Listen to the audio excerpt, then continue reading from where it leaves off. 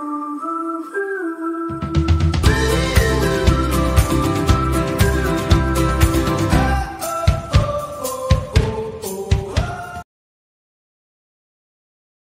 kuliah hukum perlindungan konsumen, untuk mahasiswa jurusan ilmu hukum. Topik kelima dari 30 topik. Pokok-pokok tentang konsumen. Disediakan di channel Global Tutorial. Istilah konsumen berasal dan alih bahasa dan kata consumer, Inggris Amerika, atau konsumen, Belanda. Pengertian consumer atau konsumen itu tergantung dalam posisi mana ia berada. Secara harfiah arti kata consumer itu adalah, lawan kata dari produsen, yaitu setiap orang yang menggunakan barang. Tujuan penggunaan barang atau jasa itu nanti menentukan termasuk konsumen kelompok mana pengguna tersebut. Begitu pula Kamus Bahasa Inggris Indonesia memberi kata consumer sebagai pemakai atau konsumen. Dalam literatur ilmu ekonomi terdapat istilah-istilah intermediate consumer, intermediate buyer, derivative buyer dan consumer of the industrial market dan ultimate consumer, ultimate buyer, end user, final consumer, dan consumer of the consumer market. Dalam pengertian tersebut, timbul golongan jenis konsumen yang termasuk dalam jenis konsumen yang menggunakan barang dan jasa untuk keperluan komersial dan jenis konsumen yang menggunakan barang jasa untuk keperluan sendiri. Lebih lanjut, berbagai studi yang dilakukan berkaitan dengan perlindungan konsumen, berhasil membuat batasan tentang konsumen tersebut, yaitu, 1. Pemakai akhir dari barang, digunakan untuk keperluan diri sendiri atau orang lain dan tidak untuk diperjualbelikan. 2. Pemakai barang atau jasa yang tersedia dalam masyarakat, bagi keperluan diri sendiri atau keluarganya atau orang lain dan tidak untuk diperdagangkan kembali. 3. Setiap orang atau keluarga yang mendapatkan barang untuk dipakai dan tidak untuk diperdagangkan.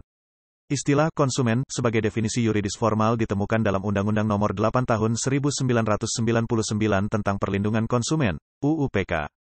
Pasal 1 Angka 2 UU PK menyatakan bahwa konsumen adalah setiap orang pemakai barang dan atau jasa yang tersedia dalam masyarakat, baik bagi kepentingan diri sendiri, keluarga, orang lain maupun makhluk hidup lain dan tidak untuk diperdagangkan.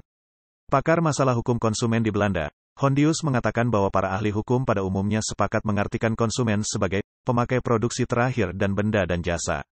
Dengan rumusan ini, Hondius ingin membedakan antara konsumen bukan pemakai terakhir, konsumen antara, dan konsumen pemakai terakhir. Berdasarkan hal tersebut dapat dipahami bahwa konsumen dalam arti luas mencakup kedua kriteria itu, yaitu konsumen antara dan konsumen akhir, sedangkan konsumen dalam arti sempit hanya mengacu pada konsumen pemakai terakhir. Pengertian konsumen dalam pasal 1 Angka 2 UU PK yang mengatakan bahwa konsumen adalah setiap pemakai barang dan atau jasa yang tersedia dalam masyarakat. Baik bagi kepentingan diri sendiri, keluarga, orang lain, maupun makhluk hidup lain dan tidak untuk diperdagangkan. Dari definisi tersebut di atas maka dapat dipahami bahwa pengertian konsumen mengandung unsur-unsur berikut, setiap orang. Istilah orang dalam UU PK tersebut sebetulnya menimbulkan keraguan dalam hukum dikenal subjek hukum, yaitu pendukung hak dan kewajiban yang antara lain orang perseorangan dan badan hukum dalam hal ini badan usaha apakah hanya orang individual yang lazim disebut naturjike person atau termasuk juga badan hukum, res person. Hal ini berbeda dengan pengertian yang diberikan untuk pelaku usaha, dalam pasal 1 Angka 3 UU PK. Hal tersebut menimbulkan pemakaian konsumen itu tidak sebatas pada orang perseorangan. Namun, konsumen harus mencakup juga badan usaha, dengan makna lebih luas daripada badan hukum. Pemakai, sesuai dengan bunyi penjelasan pasal 1 Angka 2 UU PK, kata pemakai memberi tekanan bahwa konsumen adalah konsumen akhir. Istilah pemakai dalam hal ini tepat digunakan dalam rumusan ketentuan tersebut sekaligus menunjukkan barang dan atau jasa yang dipakai tidak saja hasil dan transaksi jual beli. Termasuk dalam pengertian pemakai adalah bukan saja pemakai langsung, tetapi ia memang dirugikan dari pemakaian tersebut. Barang dan atau jasa, berkaitan dengan istilah barang dan atau jasa, sebagai pengganti terminologi tersebut digunakan kata produk. Saat ini produk sudah berkonotasi barang atau jasa. Semula kata produk hanya mengacu pada pengertian barang. Dalam dunia perbankan, misalnya, istilah produk dipakai juga untuk menamakan jenis-jenis layanan perbankan. UU PK mengartikan barang sebagai setiap benda.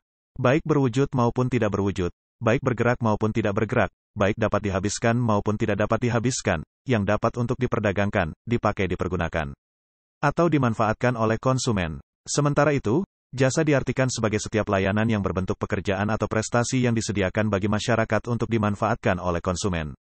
Pengertian disediakan bagi masyarakat menunjukkan, jasa itu harus ditawarkan kepada masyarakat. Yang tersedia dalam masyarakat, barang dan atau jasa yang ditawarkan kepada masyarakat sudah harus tersedia di pasaran. Lihat juga bunyi pasal 9 ayat 1 huruf E UU PK. Dalam perdagangan yang makin kompleks dewasa ini, syarat itu tidak mutlak lagi dituntut oleh masyarakat konsumen.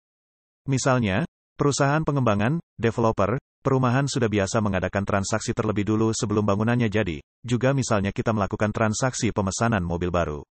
Bagi kepentingan diri sendiri, keluarga, orang lain, makhluk hidup lain transaksi konsumen ditujukan untuk kepentingan diri sendiri, keluarga, orang lain, dan makhluk hidup lain.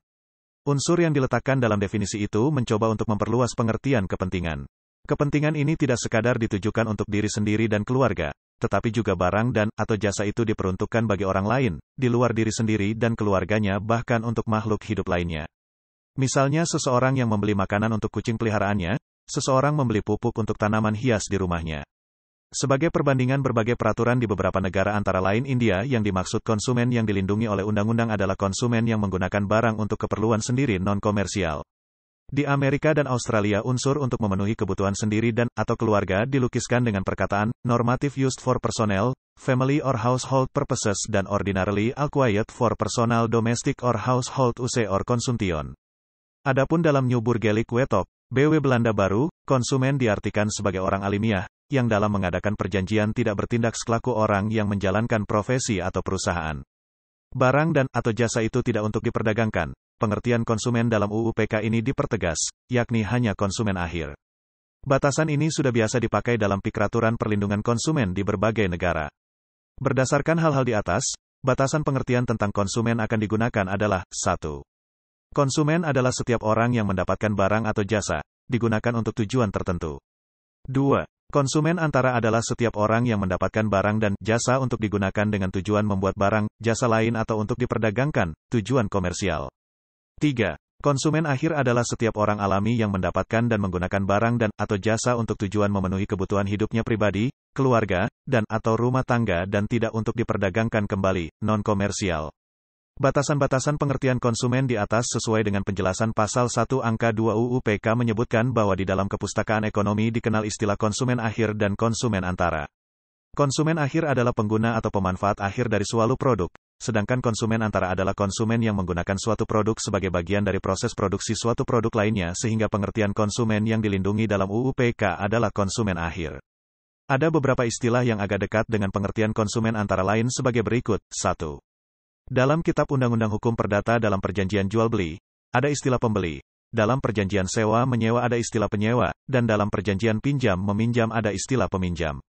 2. Dalam Undang-Undang Barang, Undang-Undang Barang ini menyebutkan bahwa rakyat yang oleh undang-undang akan dijaga agar terjamin kesehatan dan keselamatannya. Dalam penjelasan undang-undang ini ditegaskan lagi tentang rakyat yang karena mutu barang kurang atau tidak baik, membahayakan kesehatannya dan atau hal-hal merugikan lainnya. Dalam undang-undang ini yang dimaksud rakyat adalah konsumen, yaitu konsumen yang harus dijaga kesehatan dan keselamatannya dari produk yang tidak baik. 3. Dalam Undang-Undang Kesehatan, istilah konsumen tidak digunakan untuk pengguna barang dan atau jasa kesehatan. Namun, undang-undang ini memakai berbagai istilah antara lain istilah setiap orang, pasal 1 angka 1, pasal 3, 4, 5, dan pasal 56, juga istilah masyarakat, pasal 9, 10, dan 21. Pengertian masyarakat sebagai dijelaskan dalam penjelasan undang-undang adalah rakyat, termasuk perorangan, keluarga, kelompok masyarakat, dan masyarakat secara keseluruhan, penjelasan pasal 10 Undang-Undang Barang. Dalam undang-undang ini konsumen diistilahkan sebagai orang, keluarga, masyarakat pengguna jasa dalam hal ini pengguna jasa kesehatan termasuk pelayanan kesehatan. 1. Dalam Undang-Undang Lalu Lintas dan Angkutan Jalan istilah yang dekat dengan konsumen adalah pengguna jasa yang diartikan sebagai setiap orang dan atau badan hukum yang menggunakan jasa angkutan baik barang ataupun angkutan orang. 2. Istilah konsumen dalam putusan Mahkamah Agung, pengertian khalayak ramai dalam Undang-Undang Nomor 21 Tahun 1961 ditafsirkan sebagai konsumen. 3. Dalam dunia perbankan, istilah konsumen mendekati pengertian nasabah perbankan, yaitu pihak yang menggunakan jasa bank yang terdiri dari nasabah yang menempatkan dananya di bank dalam bentuk simpanan berdasarkan perjanjian bank dengan nasabah yang bersangkutan. Nasabah debitur adalah nasabah yang memperoleh fasilitas kredit atau pembiayaan berdasarkan prinsip syariah atau yang dipersamakan dengan itu berdasarkan perjanjian bank dengan nasabah yang bersangkutan. Setiap insan tidak dapat dilepaskan dari perannya sebagai konsumen yang memiliki berbagai kebutuhan dan akan berupaya untuk memenuhinya dengan mengonsumsi barang atau akan menggunakan jasa. Ada beberapa tipe konsumen yang akan mendapat perlindungan, yaitu konsumen yang terinformasi dan konsumen yang tidak terinformasi. Ciri-ciri konsumen yang terinformasi antara lain, 1. Memiliki tingkat pendidikan tertentu. 2. Mempunyai sumber daya ekonomi yang cukup sehingga dapat berperan dalam ekonomi pasar. 3. Lancar berkomunikasi. Dengan memiliki kemampuan tersebut, maka konsumen yang termasuk dalam konsumen yang terinformasi adalah tipe konsumen yang mampu bertanggung jawab dan relatif tidak memerlukan perlindungan. Namun, manakala hak konsumen terhambat, maka konsumen yang terinformasi pun memerlukan perlindungan. Adapun ciri-ciri konsumen yang tidak terinformasikan: 1. Kurang berpendidikan. 2. Termasuk kategori kelas menengah ke bawah. 3. Tidak lancar berkomunikasi. Tipe konsumen inilah yang jelas-jelas membutuhkan perlindungan dan khususnya menjadi tanggung jawab negara untuk memberikan perlindungan. Yang dapat dimasukkan ke dalam golongan konsumen yang tidak terinformasikan adalah anak-anak, orang tua, orang yang tidak bisa membaca dan orang asing yang tidak berkomunikasi dengan bahasa setempat. Prinsip-prinsip konsumen. Prinsip-prinsip ini muncul karena kedudukan konsumen dalam hubungan hukum dengan pelaku usaha. Kedudukan konsumen ini didasarkan pada doktrin atau teori yang dikenal dalam perjalanan sejarah hukum perlindungan konsumen. Prinsip-prinsip tersebut antara lain: 1. Prinsip Let the Buyer Beware, Kafit Enter. 2. The Do Care Theory. 3. The Privity of Contract. Dan 4. Prinsip kontrak bukan merupakan syarat. Let the Buyer Beware. 1. Doktrin Let the Buyer Beware atau Kafit Enter artinya, pembeli harus berhati-hati. Prinsip ini lahir dari suatu pemahaman bahwa kedudukan pelaku usaha dan konsumen adalah dua pihak yang seimbang sehingga tidak perlu ada proteksi apapun bagi si konsumen. 2. Doktrin yang mengatakan Let Buyer Beware itu ditentang oleh pendukung gerakan perlindungan konsumen, konsumenisme. Menurut prinsip ini, dalam suatu hubungan jual-beli keperdataan, yang wajib berhati-hati adalah pembeli. Adalah kesalahan pembeli, konsumen, jika ia sampai membeli dan mengkonsumsi barang-barang yang tidak layak. Dengan adanya UU PK, kecenderungan Kafit Enter dapat mulai diarahkan sebaliknya menuju kepada Kafit Venditor, pelaku usaha yang perlu berhati-hati. The Do Care Theory. Teori ini menyatakan bahwa pelaku usaha mempunyai kewajiban untuk berhati-hati dalam memasarkan produk, baik barang maupun jasa. Selama berhati-hati dengan produknya, pelaku usaha tidak dapat dipersalahkan. Hal ini dapat ditafsirkan bahwa untuk mempersalahkan si pelaku usaha, konsumen harus dapat membuktikan bahwa pelaku usaha melanggar prinsip kehati-hatian.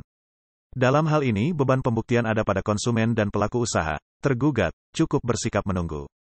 Berdasarkan bukti-bukti yang diajukan oleh konsumen, si penggugat barulah membela diri. Misalnya dengan memberikan bukti-bukti kontra yang menyatakan dalam peristiwa tadi sama sekali tidak ada kelalaian, negligence. Dalam realita agak sulit bagi konsumen untuk menghadirkan bukti-bukti guna memperkuat gugatannya. Sebaliknya, si pelaku usaha dengan berbagai keunggulannya, secara ekonomis, sosial, psikologis, bahkan politis, relatif lebih mudah berkelit, menghindar dan gugatan demikian. The Privity of Contract. Prinsip ini menyatakan bahwa kontrak hanya berlaku bagi para pihak yang membuatnya. Jadi di antara mereka telah terjalin suatu hubungan kontraktual, baik konsumen maupun pelaku usaha tidak dapat disalahkan atas hal-hal di luar yang diperjanjikan. Maksudnya, konsumen boleh menggugat berdasarkan adanya perjanjian antara pelaku usaha dan konsumen, yakni berdasarkan wan prestasi atau ingkar janji, yaitu tidak sesuai dengan apa yang telah disepakati. Seandainya sudah terdapat hubungan hukum, persoalannya tidak begitu saja selesai. Walaupun secara yuridis sering dinyatakan, antara pelaku usaha dan konsumen berkedudukan sama, tetapi faktanya konsumen adalah pihak yang biasanya selalu didikte menurut kemauan si pelaku usaha. Fenomena penggunaan kontrak-kontrak standar yang banyak beredar di masyarakat merupakan salah satu cara pelaku usaha agar dapat secara sepihak menghilangkan kewajiban yang seharusnya dipikulnya. Kontrak bukan merupakan syarat. Prinsip ini merupakan perkembangan dari prinsip Privity of the Contract di mana hubungan hukum antara pelaku usaha dengan konsumen didasarkan pada adanya suatu kontrak atau perjanjian. Prinsip yang demikian tidak dapat dipertahankan sehingga lahir prinsip bahwa hubungan hukum antara pelaku usaha dengan konsumen tidak harus atas dasar adanya suatu kontrak atau perjanjian. Misalnya, apabila konsumen mendapatkan barang bukan atas dasar adanya jual beli melainkan konsumen tersebut mendapatkan barang dan hadiah, jadi dalam hal ini prinsip Privity of the Contract tidak berlaku. Istilah dan pengertian konsumen sektor jasa keuangan. UU OJK merupakan ketentuan undang-undang baru yang mengatur kegiatan di sektor jasa keuangan. UU OJK telah memberikan pengertian mengenai konsumen sektor jasa keuangan sebagaimana diatur dalam Pasal 1 Angka 15 UU OJK. Pasal 1 Angka 15 UU OJK, konsumen adalah pihak-pihak yang menempatkan dananya dan atau memanfaatkan pelayanan yang tersedia di lembaga jasa keuangan antara lain nasabah pada perbankan, pemodal di pasar modal, pemegang polis pada perasuransian, dan peserta pada dana pensiun, berdasarkan peraturan perundang-undangan di sektor jasa keuangan. Berdasarkan pengertian konsumen dalam Pasal 1 Angka 15 UU OJK, unsur-unsur konsumen sektor jasa keuangan sebagai berikut. 1. Pihak-pihak. Istilah konsumen yang menggunakan istilah pihak-pihak menunjukkan bahwa konsumen sektor jasa keuangan diberikan pengertian yang luas. Konsumen sektor jasa keuangan bukan hanya orang perseorangan, tetapi juga meliputi korporasi baik yang berbadan hukum maupun yang tidak berbadan hukum sehingga istilah pihak-pihak ini menunjuk kepada subjek hukum. Pihak-pihak dalam konsumen sektor jasa keuangan dapat meliputi konsumen antara pelaku usaha maupun korporasi. 2. Menempatkan dana dan atau memanfaatkan pelayanan. Penempatan dana dan atau pemanfaatan pelayanan menunjukkan bahwa tujuan dari konsumen tidak hanya untuk menggunakan layanan pekerjaan atau prestasi yang dimanfaatkan konsumen, tetapi dapat juga motif konsumen tersebut adalah untuk mencari keuntungan. Contohnya menempatkan dana, yakni penempatan dana di perbankan atau di pasar modal. 3. Yang tersedia di lembaga jasa keuangan. Yang tersedia di lembaga jasa keuangan menunjukkan bahwa penempatan dana dan atau pemanfaatan layanan tersebut disediakan oleh lembaga jasa keuangan. Pengertian konsumen dalam UU OJK merupakan konsumen yang secara khusus ditujukan bagi konsumen sektor jasa keuangan. Konsumen sektor jasa keuangan merupakan pihak-pihak yang menempatkan dananya dan atau memanfaatkan pelayanan yang tersedia di lembaga jasa keuangan. Pihak yang menempatkan dana dapat berupa perseorangan maupun badan usaha baik yang berbadan hukum maupun tidak berbadan hukum sehingga dalam hal ini konsumen menurut UU OJK juga dapat berasal dari pelaku usaha. Jika melihat dari pengertian konsumen dalam UU PK dan UU OJK sepertinya apa yang dimaksud dengan konsumen dalam kedua undang-undang tersebut berbeda. Konsumen menurut UU PK merupakan konsumen akhir, yakni pemakai barang dan atau jasa dan tidak untuk diperdagangkan. Sedangkan konsumen menurut UU OJK adalah pihak-pihak yang menempatkan dananya dan atau memanfaatkan pelayanan lembaga jasa keuangan, yang dapat berkedudukan sebagai konsumen akhir maupun konsumen antara. Bahkan konsumen sektor jasa keuangan ini dapat berkedudukan sebagai pelaku usaha atau badan usaha. Kriteria konsumen sektor jasa keuangan tidak melihat tujuan atau motivasi konsumen tersebut menempatkan dan atau memanfaatkan layanan jasa di lembaga jasa keuangan untuk mencari keuntungan atau tidak. Yang terpenting bahwa pihak-pihak tersebut menempatkan dana dan atau memanfaatkan layanan yang tersedia di lembaga jasa keuangan. Pengertian konsumen sektor jasa keuangan ini sangat berbeda dengan pengertian konsumen yang dimaksud dalam UU PK, yakni konsumen akhir. UU PK tidak melindungi konsumen pihak ketiga, misalnya investor karena konsumen demikian bukanlah konsumen sebagaimana dimaksud dalam UU PK, di mana motif konsumen ini adalah untuk mencari keuntungan.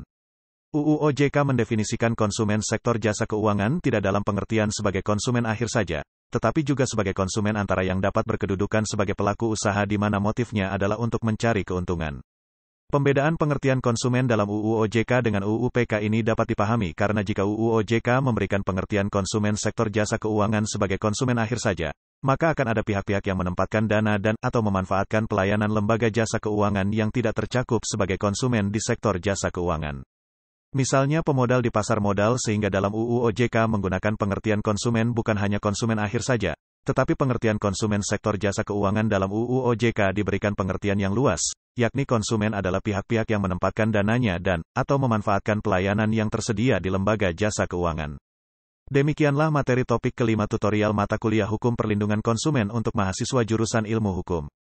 Channel Global Tutorial akan sangat membantu masyarakat umum dan para mahasiswa yang sedang atau ingin kuliah di universitas terbuka, atau kuliah di perguruan tinggi manapun di Indonesia.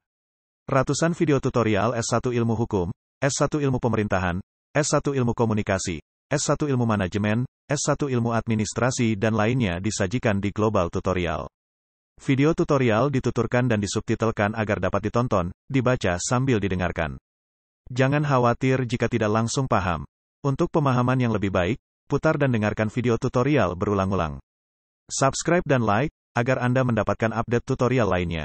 Bagikan juga link video ini, agar teman lain juga mendapatkan manfaat channel ini. Sekian dan terima kasih. Sampai jumpa.